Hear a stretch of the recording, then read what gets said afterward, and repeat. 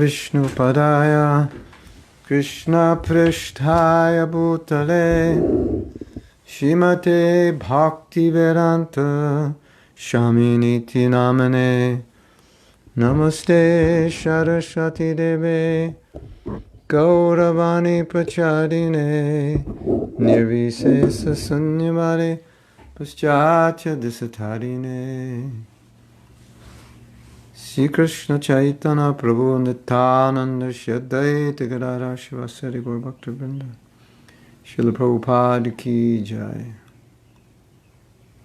Panchakapaturubhyascha Kripasindubhyevacha Patitanam Pavanebhyo Vaishnavebhyo Namaha Hare Krishna Krishna Krishna Hare Hare Hare Ram, Ram Ram, Hare Hare. Srila Prabhupada Ki Jai. So, what I thought we could do today is we could discuss the ending of Ramayana, and then we could read some things Prabhupada said in Bhagavatam about Lord Rama, and discuss philosophy in relation to the story. Of course, we've discussed some philosophy, but there's a little more we haven't discussed. So, the tragedy, or so-called externally the tragedy of Ramayana, is, as we said yesterday, when Lord Rama went in disguise in his kingdom, he heard a man chastising his wife because she had been gone from her home. And he said, I can't take you back because I don't know where you've been. She said, I was just at my father's house. He said, you say that, but how do we know? And then he said, I won't be like Ram, who took back Sita. And when he heard that, Ram decided that it was a bad example that he keep Sita with him because she had been at the home of another man, and therefore he had to give her up. So he told Lakshman to take Sita to the forest. And Sita didn't know what was going on. So Lakshman said to Sita that Ramchandra wants you to go to the forest. And she said, okay. She liked the forest. Said, okay. And so he took her in his chariot across the river, and then, surprisingly,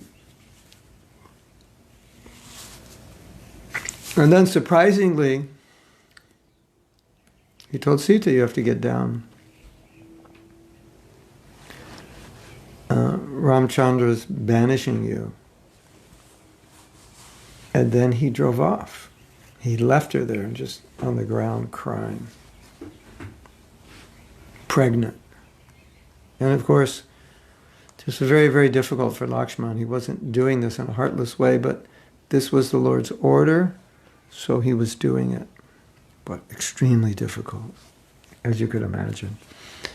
And so this was near Valmiki's ashram, and some of the brahmacharis were out collecting wood or doing their duties, and they saw Sita, and they told Valmiki, said, this woman is lying on the ground.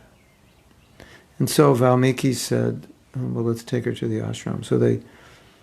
So he told Sita, we will take care of you, and you have nothing to worry about. And so he brought her to the ashram. Of course, this is an ashram of all brahmacharis. So what happened was that the brahmacharis started talking amongst themselves. How can we have a woman here in the ashram? This is not right. And so there was some discussion, and Valmiki overheard the discussion. He didn't hear exactly what they were talking about, but he heard the discussion. But he was doing some yajna while the discussion was going on. And so, something sounded like the ashramites, the ashram residents were disturbed about something.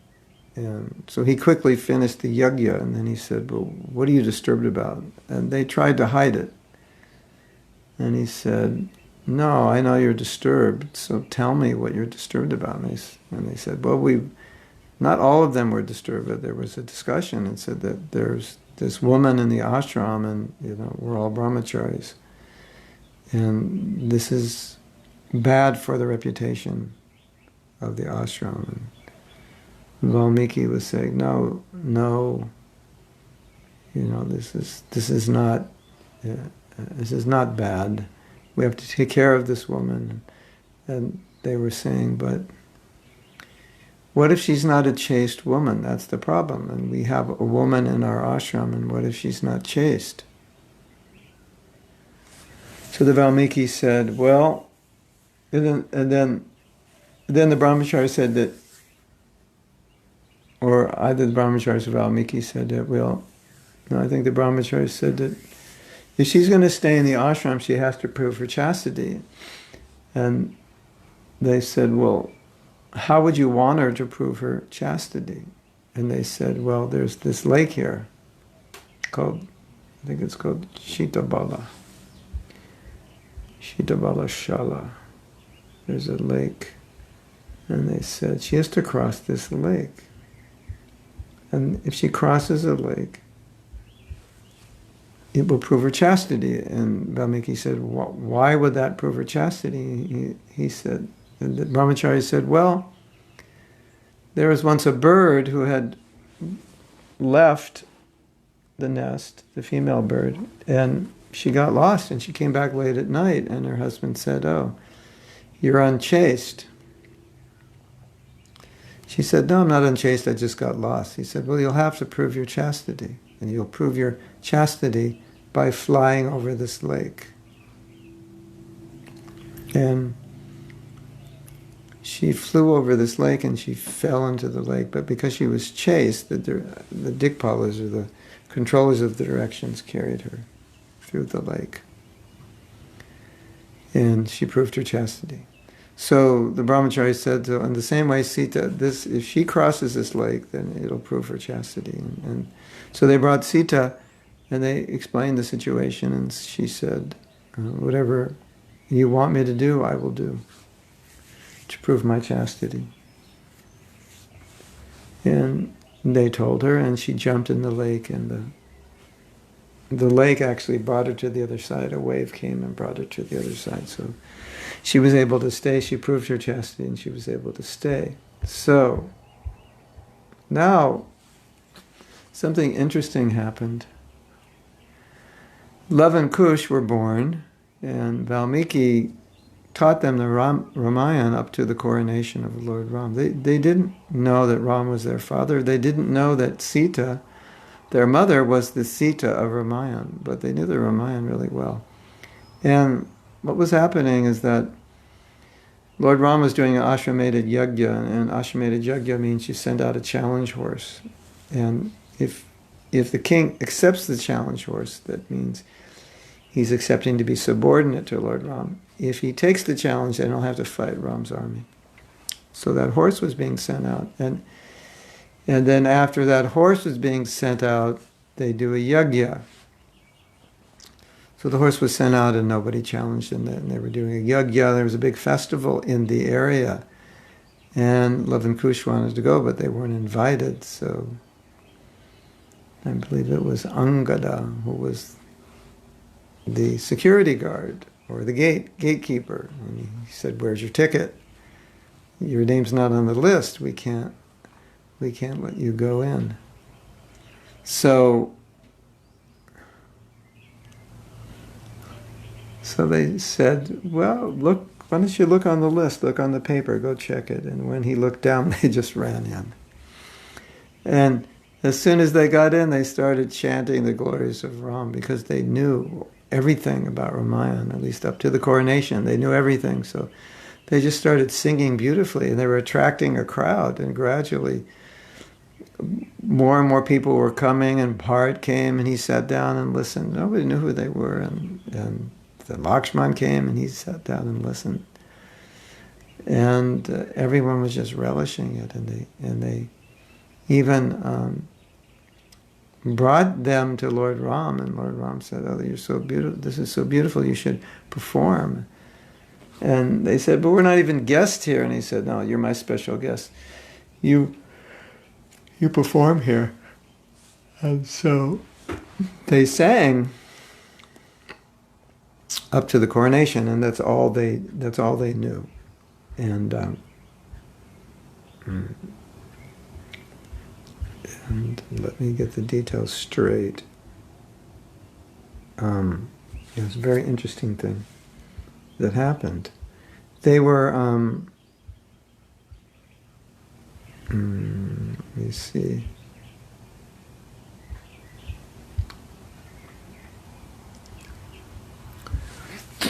I mean, for them, they were getting to meet the characters of Ramayana, like Lakshman and Hanuman and Bharat. So it was like really special. And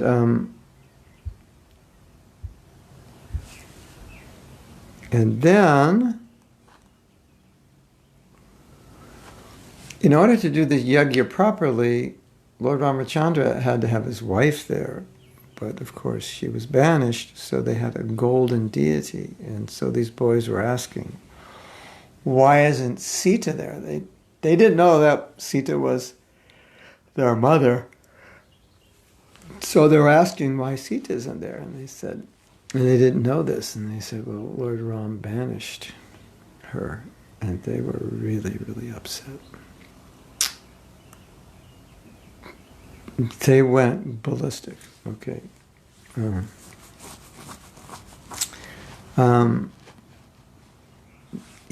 When they first asked, where is Sita, they asked Valmiki, and they asked others, and everyone just looked down. Nobody could say anything because it was so depressing and difficult. And they demanded, where is Sita, where is Sita? And then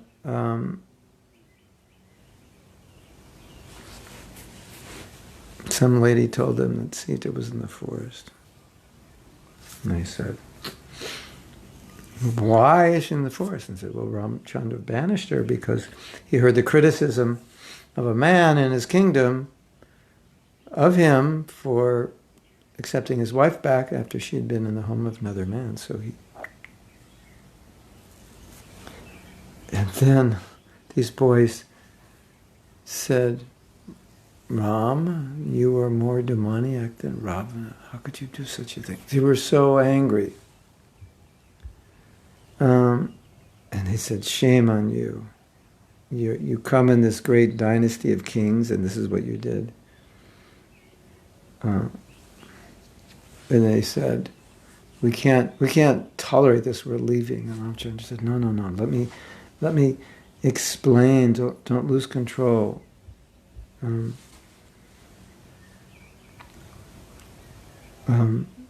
then they said, you're talking about control? You sent your wife because you heard this man speaking to his wife, telling her she can't come back, and you therefore ordered your wife to go, and you're telling us to control our anger? What kind of control is that?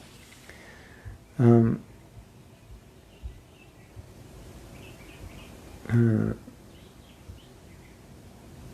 they said, we wasted all our energy in hearing and memorizing and speaking Ramayana, and we find out that this is what you did. What a waste. They're really angry. And they said, and then they left. And Valmiki was waiting outside. And he said, what happened? They said, there's no Sita here. They sent her to the forest. And Valmiki said, did you talk to Ramachandra? I said, who's this Ramachandra? We don't want to see him anymore. And Valmiki said, wait. And so Valmiki just told him to wait, and he went to see Lord Ram. And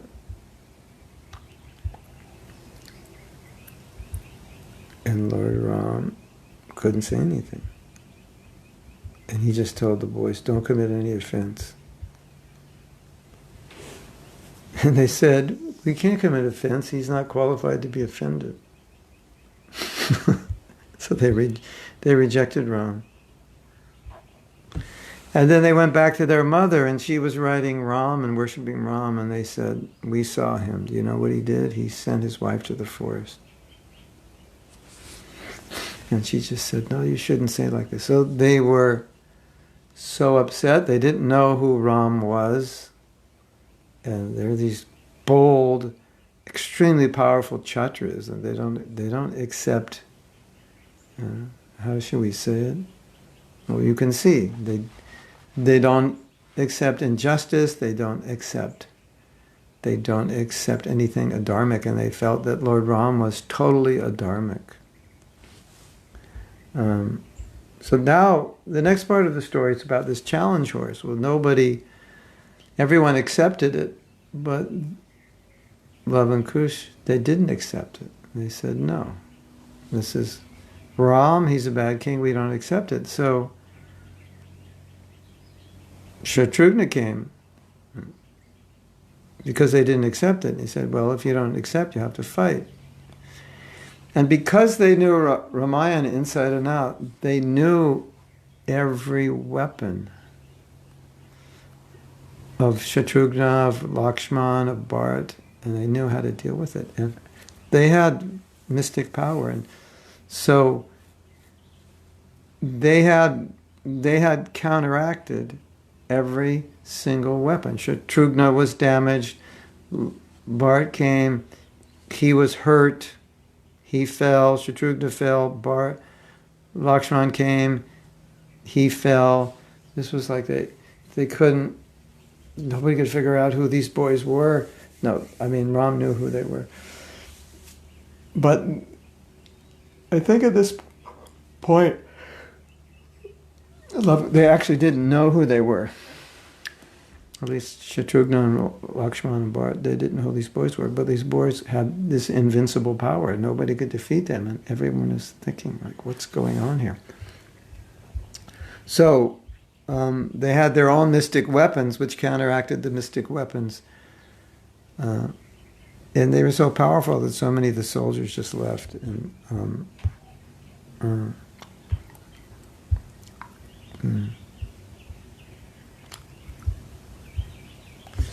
So when Ramchand heard this, he said, okay, I have to go and deal with this. He didn't know who these boys were. He didn't know who these boys were. He had met them, but he didn't. Apparently, he didn't know they were his sons at this point. Hanuman said, I'm going to go. It's not your job to go. So then they saw Hanuman coming, and they said, this is going to be tough. Hanuman's strong. What do we do? So they had a plan, and they got some of the boys in the ashram. They said, start a Ram Kirtan. So they started Ram Kirtan, and then Hanuman, he started dancing and singing, Rama Rama Sita Rama Rama Ram, Sita Rama Rama Ram, Sita Rama Ram. And he was dancing in ecstasy, and he just completely forgot why he came. And and eventually when the Kirtan stopped, it stopped because Lord Ram came. And then there was Hanuman. They said, oh no, the Kirtan stopped. And they tied Hanuman to a tree, and they said, here's your seva, count the leaves in the tree. So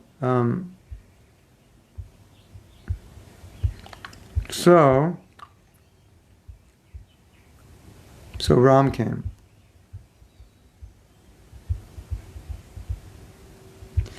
And it said, Vashishta, Vishwamitra, Gautama, and the saints and leading citizens came to the forest. And they saw Love and Kush next to the challenge horse. They were just playing around. And then Ram said, I'm the Lord of Ram. And they said, yeah, maybe, but we're the princes here.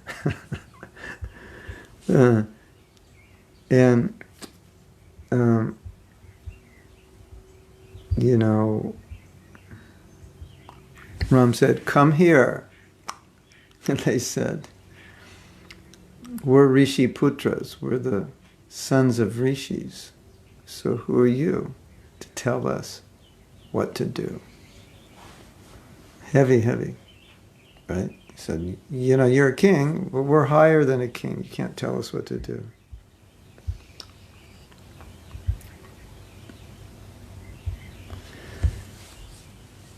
And they said, we can tell you so many stories about what happens when you offend the rishis.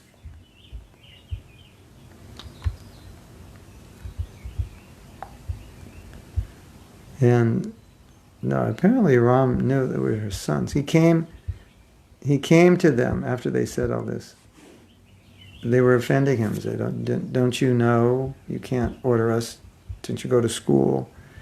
And then Ram came and he just embraced their heads and said, just control yourself, be patient. I haven't done anything wrong. I had to do this for the prestige of the dynasty. And they said, we don't want any explanations from you. Where are your arrows? Why don't you fight? Ramchandra said, I won't fight. If I use one arrow, that's enough. Kush said, yeah, you killed 14,000 drunkards. And they didn't know what to do. And you finished them with one arrow. Big deal. You don't scare us. We know the whole Ramayana. Ramchandra said, yeah, they were weak. You were very strong. But if you were strong, you should be intelligent. If your guru sees what you're doing, he won't allow you. Did you get blessings of your guru to fight with us? They said. Did you get blessings of your guru when you sent Sita to the forest? Did you ask for Sita? Why did you do this? And Ramchandra couldn't say anything. Kush said, oh, you can do it without your guru's instruction. We can't because you were tall and we're short. Let's see your arrows, come on. Ramchandra got very upset. And then he thought, well, maybe this has to be done. Wow. So he did Achman and he took an arrow. And then Hanuman came. Well, at that point they tied him to a tree. And the kirtan stopped. As soon as the kirtan stopped, he said, chant, chant. Why did you stop?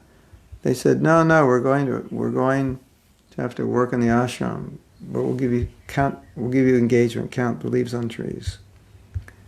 And they left. And then he remembered, oh, I came here to protect Ram. So he broke the rope and he came to where everything was happening. He saw Ram and there were the boys and he looked at Ram, was going to touch his hair, and Hanuman said, there's something wrong here. I must get some help. So he ran into the ashram. So in other words, he saw what was going, he just assessed everything. And he saw that Ramchandra was going to kill these two boys. And it just didn't seem right. He said, this is not right. He said, just wait a minute. And so he went in the ashram to talk to Valmiki. And then he said, Ram is angry. And so he got up, and then Sita came also. And Hanuman saw her and said, Sita, you're here. She said, yes. These are my children. Hanuman said, do you know what's happening? Ramchandra is going to kill them. So she ran.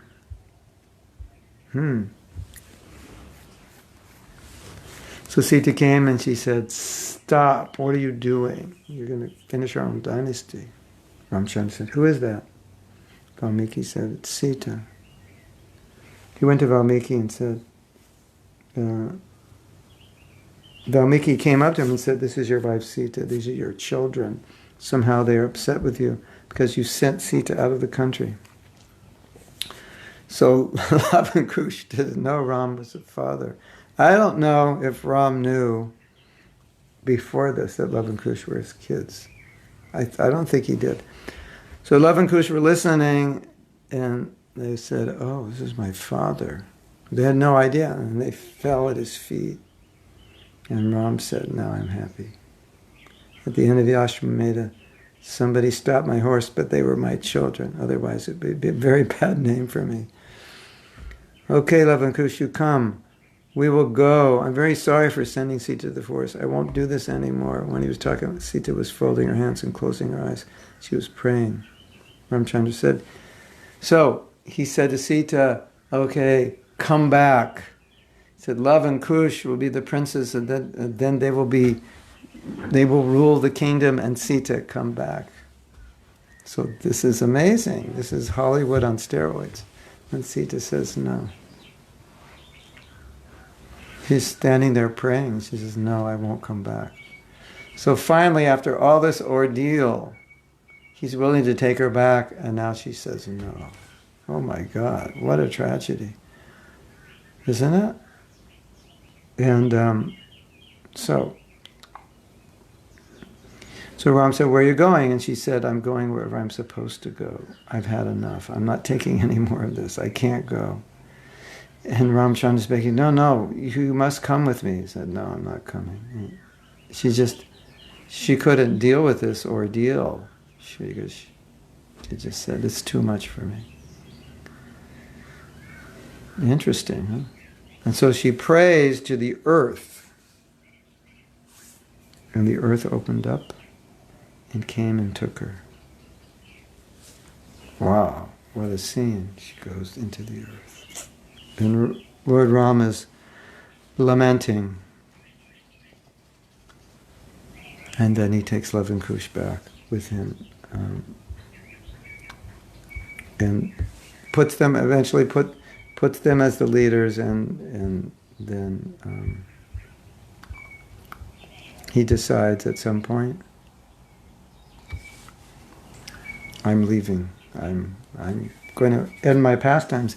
And all the citizens, they all wanted to end with him. And he said, well, if you all come with me, then there's no kingdom for Love and Kush to rule. You can't all come with me. So he chose who could come with him, and it was 60% of Ayodhya came with him. And they all walked into this river called the Sayayu. And they all went back to the Ayodhya in the spiritual world, and there were no bodies. They all walked in the river, they all ascended, there were no bodies left on earth. Isn't that amazing? 60% of the people of Ayodhya ascended. Hare Krishna. So, that's a little taste of Ramayana. The end of it, of course, we had discussed earlier the story. Specifically yesterday we discussed it, and so we didn't discuss the ending. So then, Krishna Karshan, you had a question? Or a statement?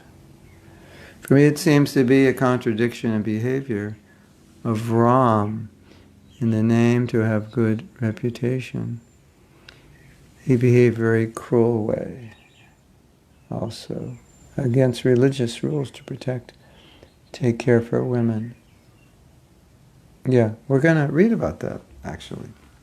It's interesting you brought that up because Prabhupada uses the example of Ram as taking care of a woman. So, in relation to getting Sita back from Ravana, that he did everything, he went so many difficulties to protect her, so he uses that example. But you have to understand, you can't only look at the lila in terms of philosophy, you have to look at it in terms of rasa. So, the whole purpose of the lila is so we have something to talk about. And so everything that Lord Ram's doing is to absorb us in hearing and chanting. So that's how the lila works. Because, like Prabhupada was saying, he said, Krishna's in everyone's heart, so if Ram wanted to, he could have just turned off Ravana's heart and Ravana would have died. There's so many ways he could have gotten Sita back, and of course he could have prevented Ravana in the first place from kidnapping Sita. So, and of course he didn't have to listen to this man who had banished his wife or wouldn't accept his wife back. But it's all increases the drama of the lila, the separation, the intensity of love of Sita, and the intensity of love of Ram. So we have to look at it from the rasik's perspective. Okay, but we're going to read about that. Hopefully we'll get to read Prabhupada's, what he said about that, if I can find that.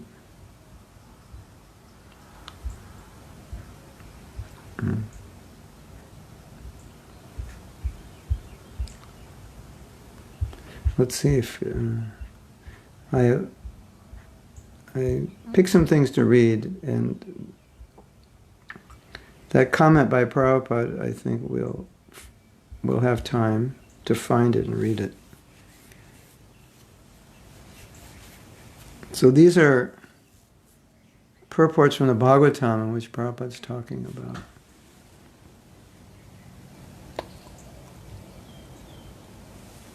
Prabhupada's talking about the Ram Lila. It is possible that some extremely powerful personality within or without the universe may sometimes show more power than the Lord himself. Still, the pure devotee knows that his power is a Vibhuti delegated by the Lord. And such a delegated, powerful living entity is never independent. Sri Hanumanji crossed the Indian Ocean by jumping over the sea. And Lord Sri Ramchandra engaged himself in marching over the bridge. But this does not mean that Hanumanji was more powerful than the Lord. Sometimes the Lord gives extraordinary powers to his devotee, but the devotee knows always that the power belongs to the personality of Godhead and that the devotee is only an instrument. The pure devotee is never puffed up like the non-devotee class of men who falsely think that they are God.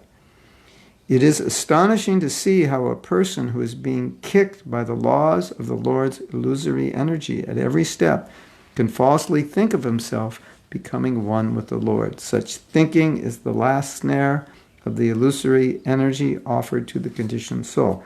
The first illusion is that he wants to become Lord of the material world by accumulating wealth and power, but when he is frustrated in that attempt, he wants to be one with the Lord. So becoming the most powerful man in the material world and desiring to become one with the Lord are different illusory snares. So, what I found interesting about this is that often Krishna allows his devotees to do things that he doesn't do. He could do them, but he allows them to do them. So he gives them his power, and then he takes a more human way of doing something and gives a more divine power to his devotee, and his devotee acts divinely. So the example is given here that Hanuman was able to fly from South India to Lanka, whereas Lord Ramachandra had to make a bridge out of rocks and walk, take the slow and difficult path. And he does that to glorify his devotee. He does that to show that the devotee can be empowered, which is called Vibhuti. The Shakti, Krishna Shakti, can be given to a devotee so that in that sense the devotee acts like Krishna. And Srila Prabhupada would often say that Jesus Christ was Shaktivesh avatar. He had the Shakti of God. Sometimes Christians say he was God. We understand that God means he has the Shakti of God. He's not God. He's a Jiva soul with God's Shakti. So in one sense, he's God, but he's Jiva. He's not Vishnu Tattva. So it's different. He's not an incarnation. He's an incarnation of the Shakti. So sometimes we say empowered incarnation. A Jiva soul who's an empowered incarnation is different than an avatar, empowered by the Shakti. So Hanuman was empowered by Krishna Shakti that he could fly, and he didn't have to build a bridge. And so the next point Prabhupada makes is that for a devotee, he understands that Vibhuti is given for service, and he doesn't identify with it. So he can remain humble, even though he has this Vibhuti, this power. And often devotees wonder, how is it that I can remain humble? Because whenever I do something successfully, or something special, then I become proud, thinking that I'm distinct or better than others. And this is the answer. How do you do that? You understand it was a Vibhuti of Krishna. It's like let's say you're tired and you take some caffeine, and so now you have energy. But that energy, it's not your energy. The energy is coming from the caffeine, and you understand that. It's not that, oh, now I'm full of energy. No. I'm not full of energy, but I'm drinking coffee, and the coffee is giving me energy. So it's something like that you're given empowerment according to the necessity of the service. And the empowerment also comes according to the level of purity of the devotee. Because if someone who's not pure is given empowerment, then this problem could happen, is that they could identify with it. So we'll read on and discuss this point. This is from the, I believe, from the 4th canto, 22nd chapter, text 36. However, when one is sincere in his devotional service, the Lord obliges the devotee to give up his material development and completely surrender unto him.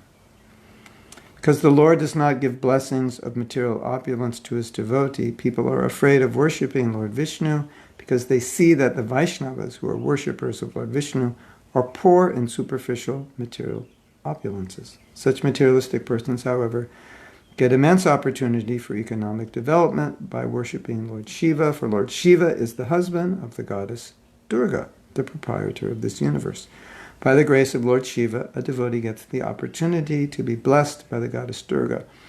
Ravana, for example, was a great worshipper and devotee of Lord Shiva, and in return he got all the blessings of goddess Durga, so much so that his whole kingdom was constructed of golden buildings. In Brazil, in the present age, huge quantities of gold have been found, and from historical references in the Puranas, we can guess safely that this was Ravana's kingdom.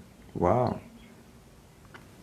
This kingdom was, however, destroyed by Lord Ramchandra. By studying such incidents, we could understand the full meaning of the words Isha Vidvam Shita Shisham.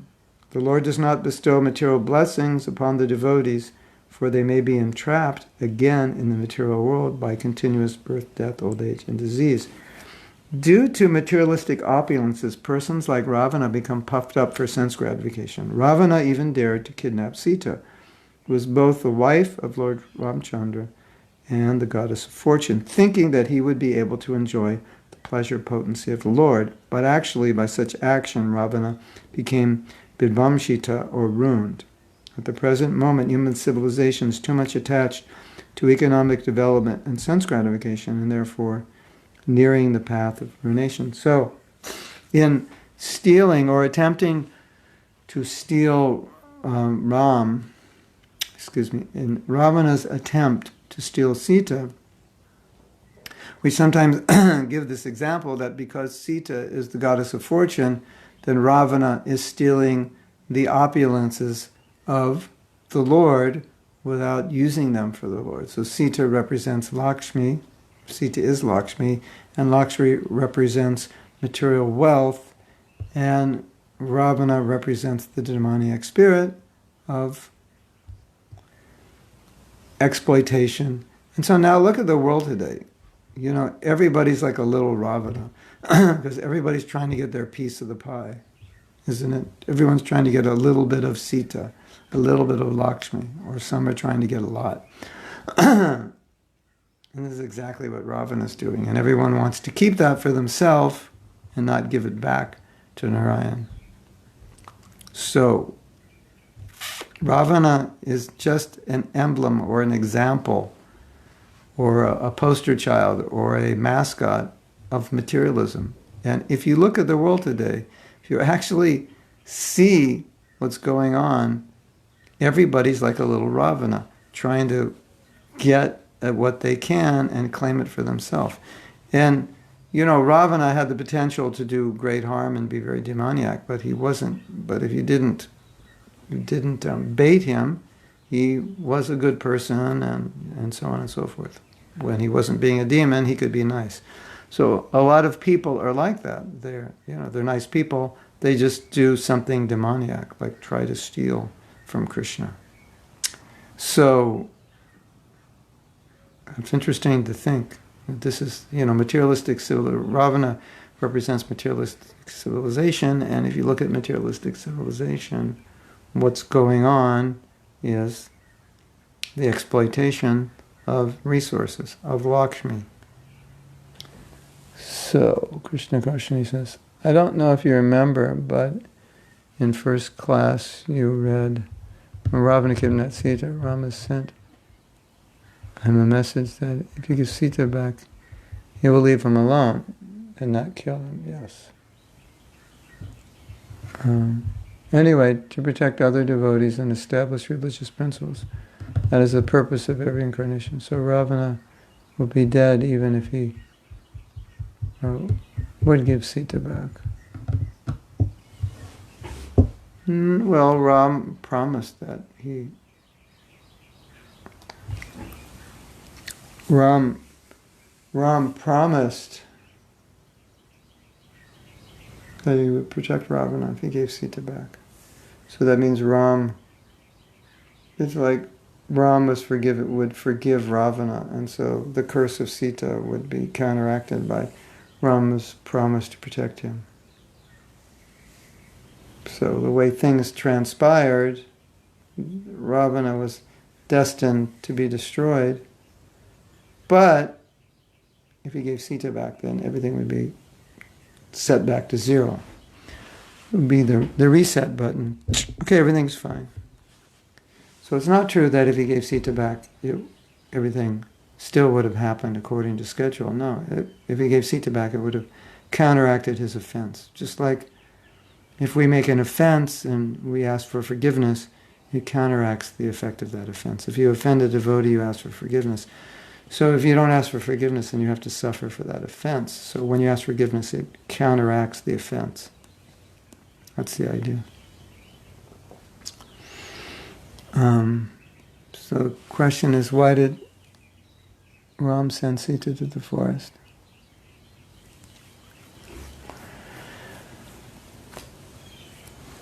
Because, you could say there are many reasons, but the external reason was that the reputation of the king is very important, and the king must be 100% above suspicion and 100% religious.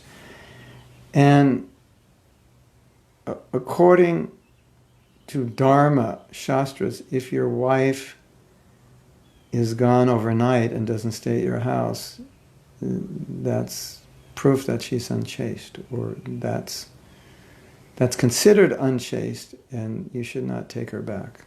It's against religious principles if the wife has spent a night out of the home.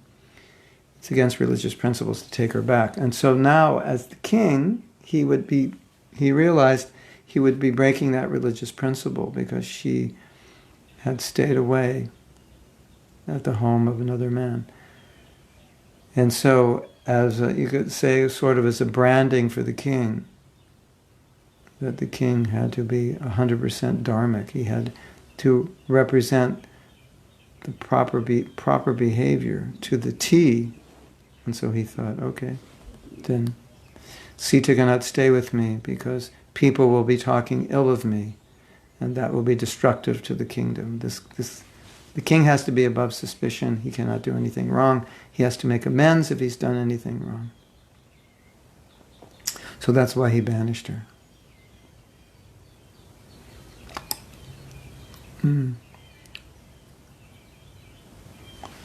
So then Satyarupa says, well, wouldn't Ravana have committed some other crime? In other words, if Ram protected him? He was, if you don't bother him, he's okay. You just don't get on his bad side, he's okay. Everything, as Prabhupada said, he was a good manager, he had a kingdom made out of gold. Things are going well. You have these, what we call Asuric kings. It doesn't mean that they were not taking care of the citizens. It just means they were irreligious. So not necessarily would Ravana have done something horrible. Who knows? He may have been purified. But Ravana was evil, and after giving Sita back, probably he would stay evil. Yeah, but doesn't mean he would do evil. Evil people don't have to do evil. It's just when he's provoked he does evil. Otherwise, taking care of his citizens, taking care of his family. There's people that if you just get on their good side, like Donald Trump, he fires many people, but he doesn't fire other people. So if you're on his good side, no problem. If If you're on his bad side, he may make life miserable for you. So something like that.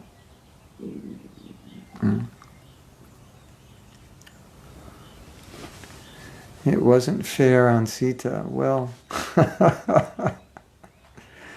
when you go back to Godhead, you can talk to Krishna. Why did you?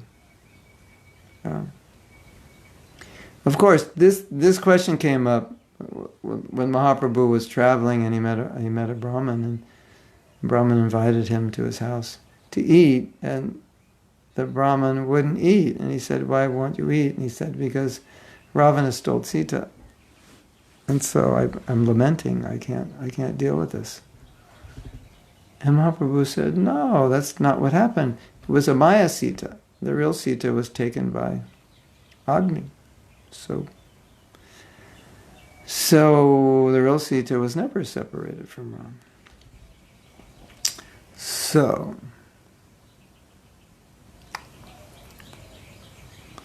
now let's take this to another level. We approach the lila of Krishna as perfect. We don't judge it from the material, moral standpoint.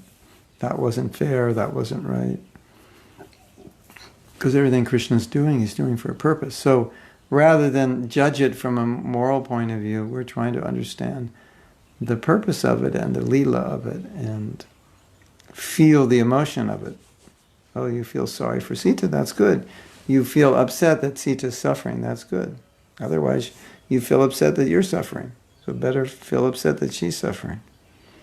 So in that way, as we said yesterday, your emotions are applied within the lila instead of your emotions being applied over sense gratification. Oh, I lost this, and I had this money, and then it got lost in an investment, and I just got fired from my job, and now what do? They're going to repossess my car. There's so many things to lament about. Better to lament about Sita's being banished. But understand it's part of the lila, which is everything in lila is just to bring us closer to Krishna. That's why Krishna does these things. He does these things to bring us closer to him. So that's what's happening. And now we can have this discussion, and we can learn so much from these teachings. So, yes. Is that okay?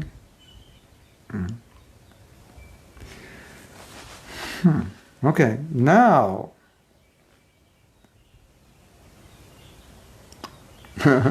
Oh, some men may want to follow Ram. No, but that's like saying some men may want to follow Krishna and have gopis and dance with them. No. When Ramachandra is banishing Sita, he's doing it in the lila of God. When he's trying to protect her from Ravana, he's doing it in the Dharma. He's doing his Dharma as an example. So that's the example we follow. Yeah, you have to know what example to follow and what example is part of a lila. So the example to follow is protect your wife, not kick her out of the house.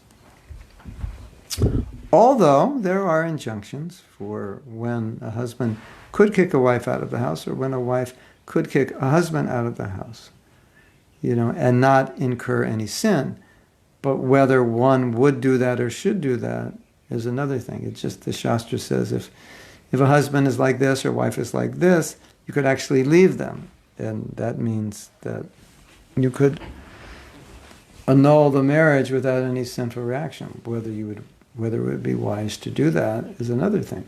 But it is said you would be justified in doing it if your husband or wife acts in a certain way. But other than that, you're not justified. Yeah, of course, a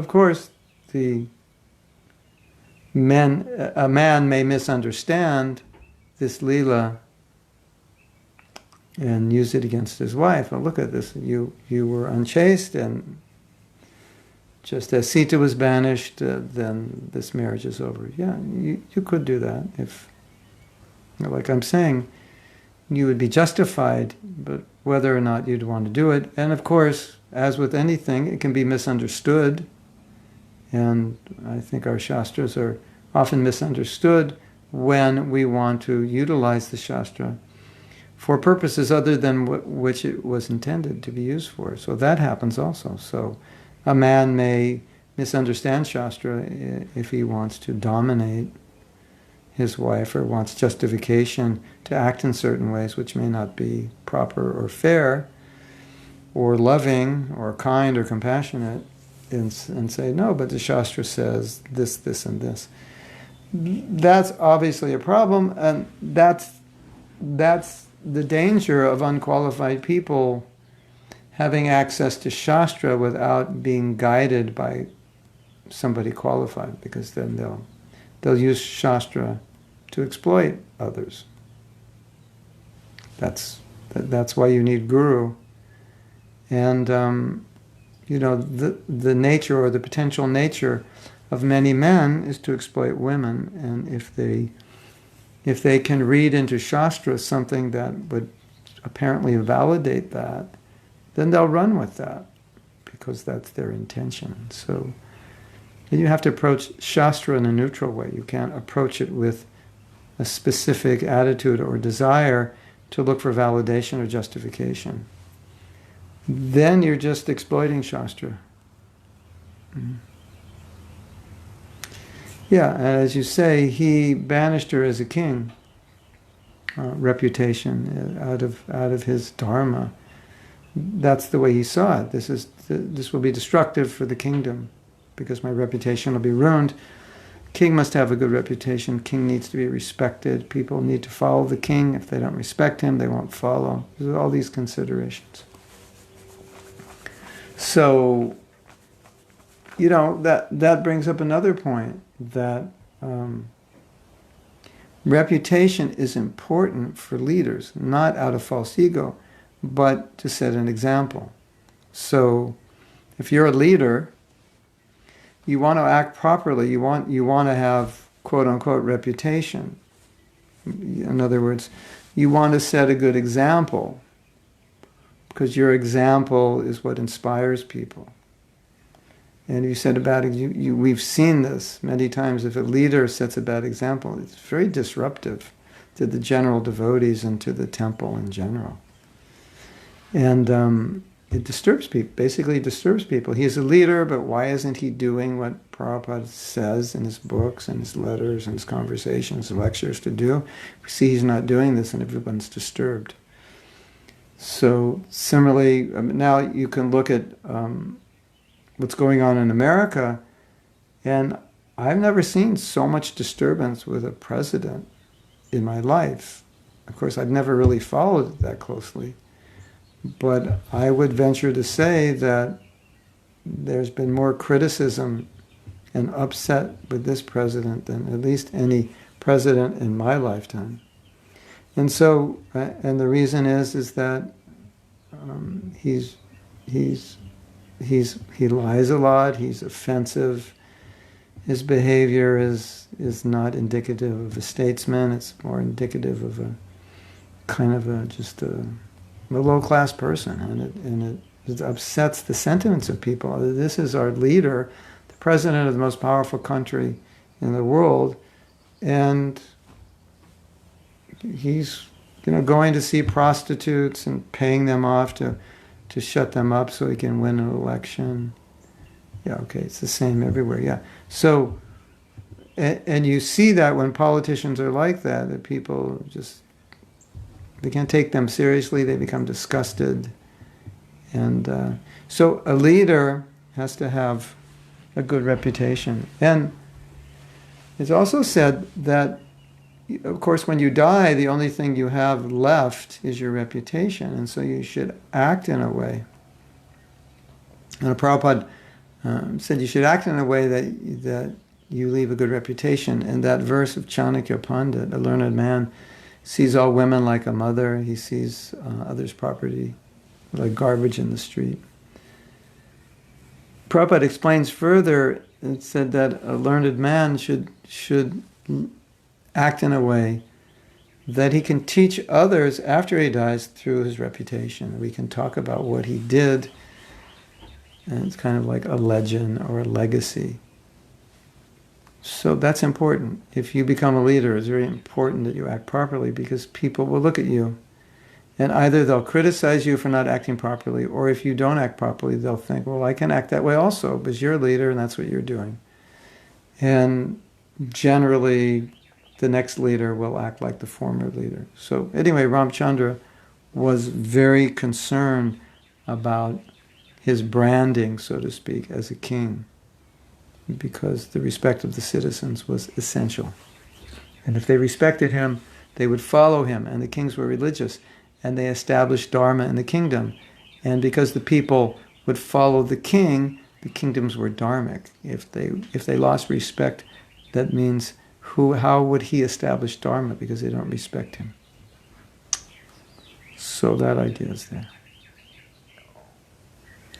Yeah. Yeah.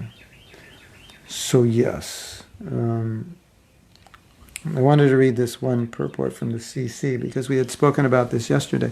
Remember yesterday we were talking about how Ravana, he wanted the property. He didn't want Ram, he wanted Ram's property, Sita. And that we said how some of the disciples of Bhaktisiddhanta, they wanted the property of the Gaudiya Math, the property of the Guru, not the power of the Guru, not as much the service as the property. And so here's the purport. I just came across it, so I would like to read it. We have actually seen that one of the disciples of Bhaktisiddhanta Saraswati Thakur wanted to enjoy the property of his spiritual master. And the spiritual master, being merciful toward him, gave him the temporary property, but not the power to preach the cult of Chaitanya Mahaprabhu all over the world. In other words, he gave him the temple. That special mercy of the power to preach is given to a devotee who does not want anything material from his spiritual master, but wants only to serve him. The story of the demon Ravana illustrates this point. Although Ravana tried to abduct the goddess of fortune, Sita Devi, from the custody of Lord Ramachandra, he could not possibly do so. The Sita Devi he forcibly took with him was not the original Sita Devi, but an expansion of Maya, or Durga Devi. As a result, instead of winning the favor of the real goddess of fortune, Ravana and his whole family were vanquished by the power of Durga Devi. So Prabhupada's relating this to an experience he had in the Gaudiya Math, where after the departure of Srila Bhaktisiddhanta, or even prior to that, they were just juxtaposing themselves to get the property of certain Gaudiya Maths, or to get position in the Gaudiya Math and get some property. And so Prabhupada's point was that he personally wasn't interested in the property, he was interested in the order of Srila Bhaktisiddhanta. And he took that order on his head, and that order empowered him, and with that power he was able to be successful in preaching. Whereas those who wanted the property, they got the property, but they didn't get the power to preach. And so they didn't really amount to much. And you compare that to Ravana, who only got a Maya Sita, who ended up ruining him. And so if you want to try to enjoy your spiritual master, it will ruin you. You won't get Krishna, you'll just get ruined, basically. Yeah, that's the idea. Hmm.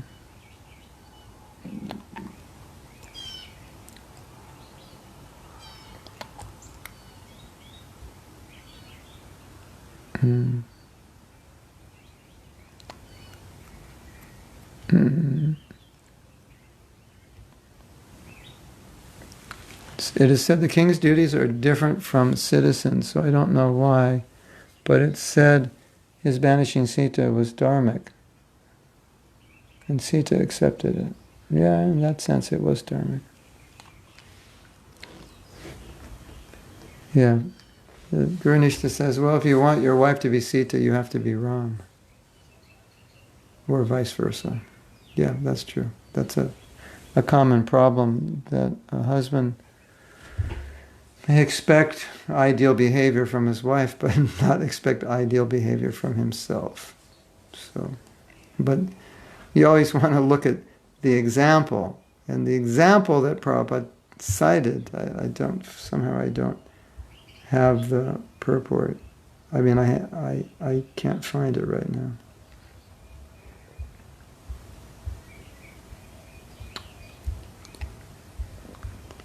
But as I said earlier, Prabhupada was citing the example of Ram doing whatever was necessary to save Sita from the hands of Ravana as the duty of a husband. A husband should always protect his wife no matter what inconvenience he has to undergo. That's the example. Prabhupada never said the example of a husband is to banish his wife if she's suspected of being unchaste. So we should not draw that conclusion because it's not the conclusion that Prabhupada is drawing. So if we draw it, that's a mistake. And as I said, if we draw it, it's only because maybe we have a desire to exploit, or we have something in our heart that is not pure. So as Satyarupa says, he did it as a king, not as a husband. That's a very good point. Yeah, he did exactly, and that's exactly what I said, why he did it, to maintain the sanctity of the throne. What is your opinion, the most important lesson from us, from Ram Lila? If there is only one important lesson, yeah, don't be Ravana.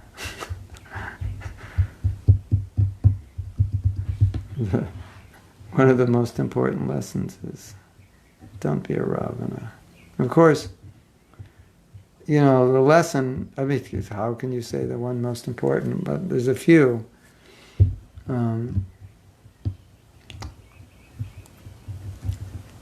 Don't be like Ravana. Study Ravana so you can not be like him. But as we said the other day, Hanuman, I really like Hanuman's attitude. He'll do anything for Ram. Ram is his life and he'll do anything. Not mental at all. It's just whatever has to be done, he does it. He doesn't think, oh, that's going to be too hard, or I don't feel like it, or we won't be successful. No, he just, whatever has to be done, yes, we'll do it. So that's a beautiful example for us to follow. And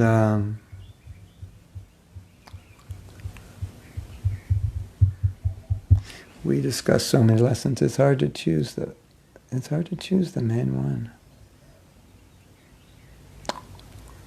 Yeah, that other lesson that if the Lord's on your side, you can't lose, and if the Lord's not on your side and you're fighting him, even though you have more advanced technology, you'll lose. That was a very important lesson. And that means that whatever we do in Krishna consciousness, purity is the real force. So if we have materially things together, it doesn't mean we'll be successful. But if we have things together spiritually, that's the foundation of our success. The other big lesson, I think Prabhupada would really want us to get this lesson, is if you offend a devotee, you'll be destroyed. So Ravana was destroyed because he offended Sita. So once that happened, he was finished. So again, if you have a great army, but you've offended a Vaishnava, you will lose. So your material power is your material power, but spiritual power is stronger. And so if you please Krishna, or Krishna's on your team, then your material power is not necessary. And then, not absolutely necessary. And then that point was made the other day, how one pure devotee can make the whole world Krishna conscious. So that the development of our Krishna consciousness is so important. It's so much more important than anything else we do. Because you can have beautiful temples and beautiful preaching programs, but the real beauty of the temple is the devotees. And if you have beautiful devotees, even if you don't have beautiful buildings, still it will attract people. But a beautiful building without beautiful devotees, it's not so attractive. You have many beautiful churches, but many of those churches were sold to us because people weren't coming. So even though there were beautiful buildings, people aren't coming. Like Prabhupada said, the Los Angeles temple, it's a church. And he said, people weren't coming. It's the same building, it's the same country, but now people are coming because we put Krishna in there. So, I think that's a very important lesson, that we should always remember that the essence of preaching, the essence of sharing Krishna consciousness is that we become Krishna conscious, and then out of our hearts, Krishna comes, and then that is shared. Really, we're sharing our hearts more than anything. We're sharing who we are. We're sharing our own bliss. And we naturally share it when it comes out of us, because we're happy in Krishna consciousness, and we're relishing it, we're gaining realizations every day. And then, so naturally, that happiness and those realizations are shared just by our presence. So that's really the essence of preaching. And think everything else is just a medium to share that bliss, to share the realizations we have. But if you create the medium and you can't really show it in your own life, then you just have a good medium. It's like you can hire a team and make beautiful videos, or you could sit in your bedroom with your phone and start talking. And if what you have to say is powerful, it's going to move people much more than your beautiful dramatic video, right? Because, as they say, it's the message, not the media. So that saying, it's the message, not the media, we can translate it in saying it's our heart. It's not the media, it's what's in our heart. That's what's most important. That's the real,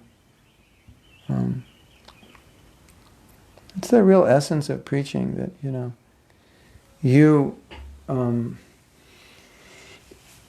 if you and I become Krishna conscious, the Krishna consciousness movement will continue to spread. If we don't become Krishna conscious, how's it going to spread? What are you going to give people?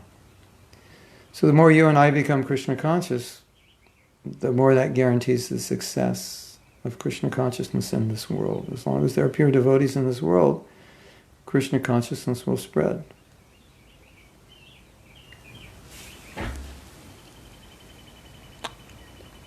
Krishna Kush says, if I as a citizen found out that my king kicked out his pregnant wife, I would lose respect for him. But probably it was a different world, different time. Yeah. They didn't lose respect at all. They were heartbroken, but they understood that it was something he had to do. And they were, the thing was that people weren't thinking Ram did something bad. People were thinking he made a huge sacrifice. He did something which was more difficult for him than anything. He had to banish her. What could be more difficult? So they felt sorry for him, knowing that as a king, this was his duty. So that explains it.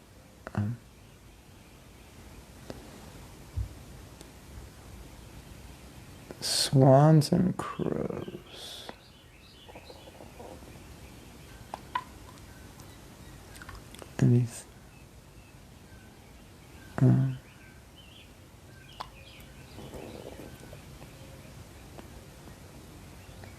So yes. Anything else?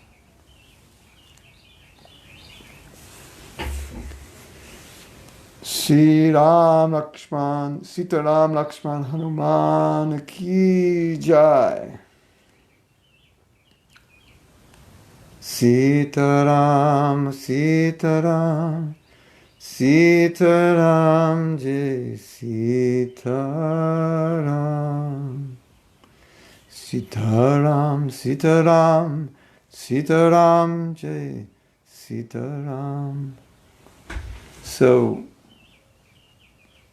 Lord Rama, in his lila, he's setting an example of Dharma.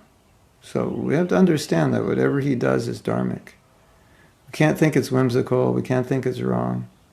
Whatever he does is dharmic. He's setting an example. And so you can't imitate that example and say, oh, my wife disobeyed, I will banish her to the forest. You can't imitate that example, but you can understand that in the context he was in, that was the dharmic thing to do. And so the dharmic thing for you, most likely, is not to banish your wife to the forest, but to forgive her and take care of her. That's so you have to understand the principle is dharma.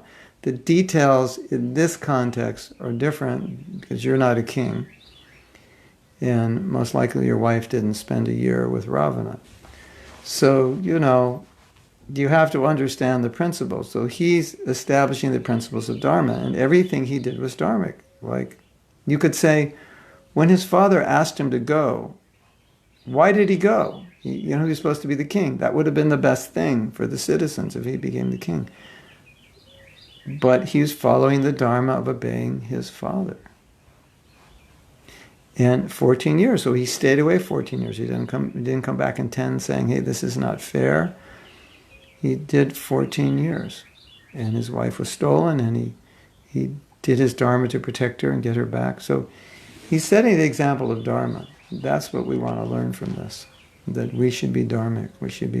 Dharmic means being dutiful. And the example he's setting is, did he want to banish Sita to the forest? Of course not. Was it heartbreaking for him? Of course it was. But the principle of Dharma is that you do your Dharma even though it hurts, even though it's difficult, even though you don't want to do it. So that's what we're supposed to learn. That's one big lesson. You missed my question. I was asking if it applies to male family members as well as, or just strange males. You have to explain because I lost the context.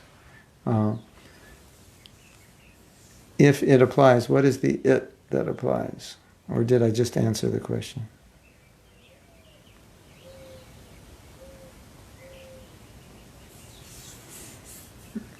I don't know about strange males. I know there are many strange males out there. But what's important to banish the wife? If it applies to male family members as well? The wife can banish the husband? Yeah. There are, in Dharma Shastras, it gives conditions in which divorce is actually allowed. Of course, Prabhupada said no divorce, so we accept that principle. But he did say if a woman is married to a man who's not following principles, she has a right not to serve him. She can separate or not serve or divorce. Now, whether she should do that, that's another thing. Generally, we would say try to work it out. But at the same time, we would say that when you're first meeting a man or woman, you should try to understand these things.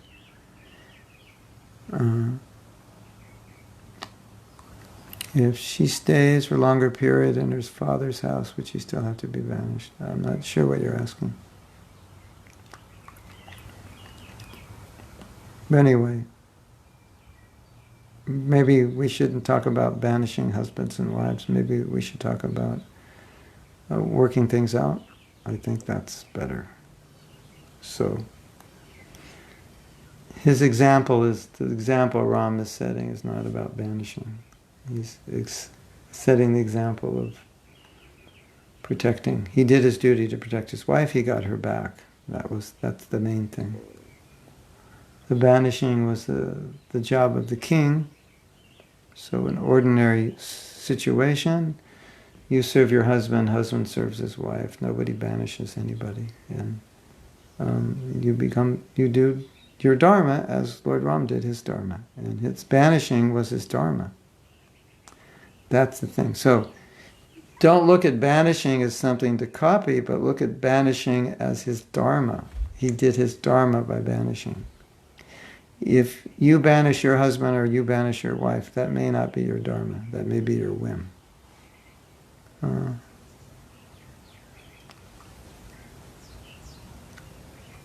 What's the point of being dharmic? Because Dharma means the right thing. The idea of Dharma is that until you have some attachment to Krishna, you'll do the wrong thing. Tendency will be to do the wrong thing. So Dharma means you do what the Shastra tells you to do. Because otherwise you'll do the wrong thing. Because Dharma counteracts whimsy. If you surrender to Krishna, then your Dharma will be the instructions of the Guru. So you may not call that Dharma per se, but the idea is don't be whimsical. Don't act on feeling, but act on what Shastra says what's right.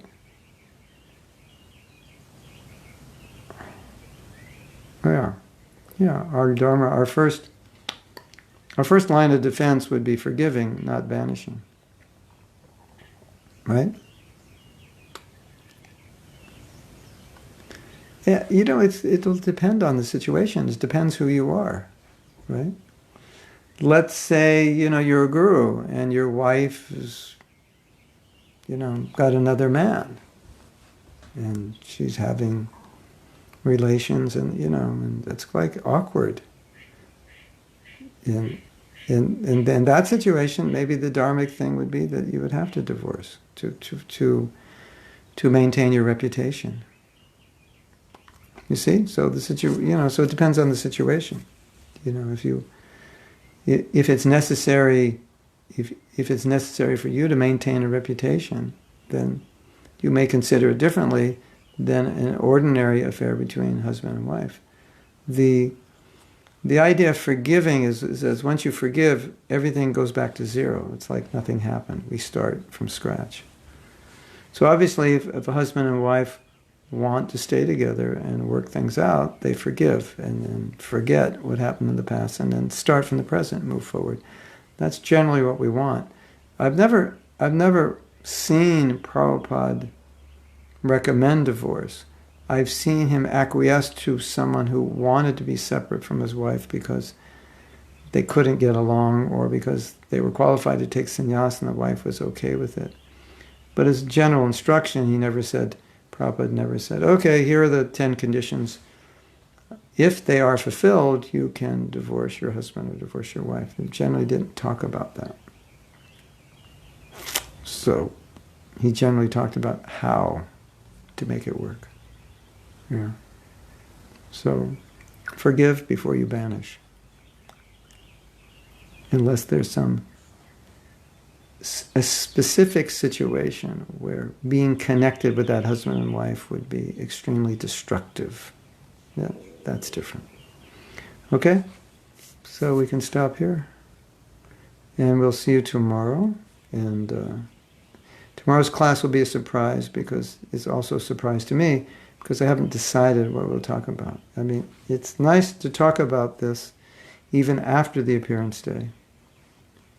And if I find some other angles of discussion that we haven't yet talked about, then I think we can continue. Otherwise, the topic will be a surprise. Hare Krishna. We'll see you tomorrow, same time, 8 o'clock. Srila Prabhupada Ki Jai.